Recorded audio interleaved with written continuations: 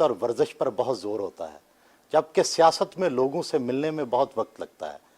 آپ یہ دونوں چیزوں میں جو اختلاف ہے اس کو کیسے آپ نے حل کیا؟ دیکھیں، جب آپ کا ایک مقصد آ جائے نا تو پھر زندگی مقصد کے ارد گرد گھومتی ہے. پہلے یہ نہیں کہ میرا یہ زندگی کی روٹین ہے تو پھر مقصد بنایا جائے. پہلے مقصد آتا ہے، پھر زندگی کا آپ اپنی اس اڈاپٹ کرتے ہیں اس کے مطابق. کرکٹ میں کبھی کسی سے ملتا ہی نہیں تھا. میرے 3-4 دوست تھے، ساری زندگی میں نے ان دوستوں کے بیچ میں گزاری، اور کسی آدمی سے میں ملتا ہی نہیں تھا، اور نہ مجھے شوق تھا اور نہ مجھے ضرورت تھی.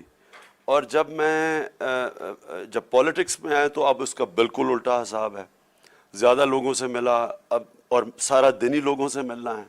اور جو وہ ایک باہر آؤٹ ڈورز، یعنی کہ فزیکل فٹنس، باہر زیادہ رہنا، آفس میں نہ بیٹھنا، اندر نہ گھروں میں نہ بیٹھنا، تو بالکل الٹا ہو گیا.